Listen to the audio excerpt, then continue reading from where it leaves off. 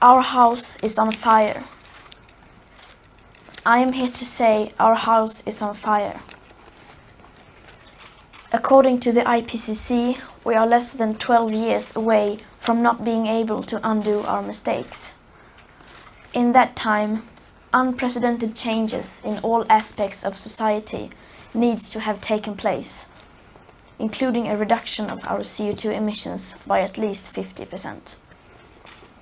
And please note that those numbers do not include the aspect of equity, which is absolutely necessary to make the Paris Agreement work on a global scale.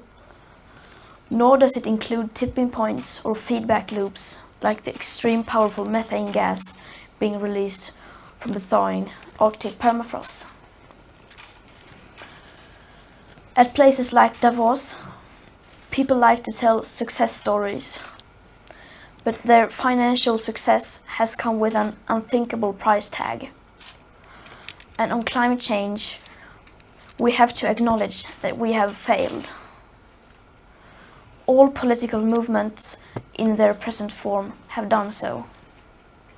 And the media has failed to create broad public awareness.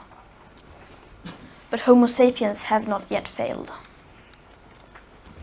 Yes, we are failing, but there is still time to turn everything around. We can still fix this. We still have everything in our own hands. But unless we recognize the overall failures of our current systems, we most probably don't stand a chance. We are facing a disaster of unspoken sufferings for enormous amounts of people. And now is not the time for speaking politely or focusing on what we can or cannot say. Now is the time to speak clearly. Solving the climate crisis is the greatest and most complex challenge that Homo sapiens have ever faced.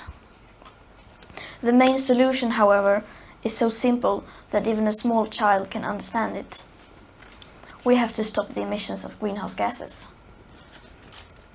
And either we do that or we don't. You say nothing in life is black or white, but that is a lie, a very dangerous lie. Either we prevent a 1.5 degree of warming or we don't. Either we avoid setting off that irreversible chain reaction beyond human control or we don't. Either we choose to go on as a civilization or we don't. That is as black or white as it gets. There are no grey areas when it comes to survival. Now we all have a choice. We can create a transformational action that will safeguard the future living conditions for humankind. Or we can continue with our business as usual and fail. That is up to you and me. Some say that we should not engage in activism. Instead, we should leave everything to our politicians and just vote for change instead. But what do we do when there is no political will? What do we do when the politics needed are nowhere in sight? Here in Davos, just like everywhere else, everyone is talking about money. It seems that money and growth are our only main concerns. And since the climate crisis is a crisis that has never once been treated as a crisis, people are simply not aware of the full consequences of our everyday life. People are not aware that there is such a thing as a carbon budget, and just how incredibly small that remaining carbon budget is. And that needs to change today. No other current challenge can match the importance of establishing a wide public awareness and understanding of our rapidly disappearing carbon budget that should and must become our new global currency and the very heart of future and present economics.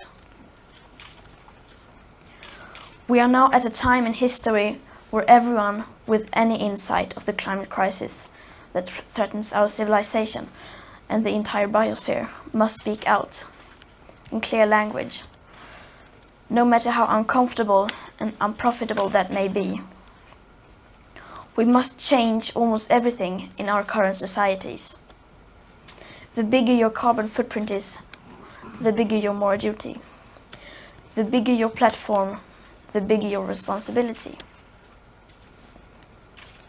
Adults keep saying we owe it to the young people to give them hope. But I don't want your hope. I don't want you to be hopeful. I want you to panic. I want you to feel the fear I feel every day.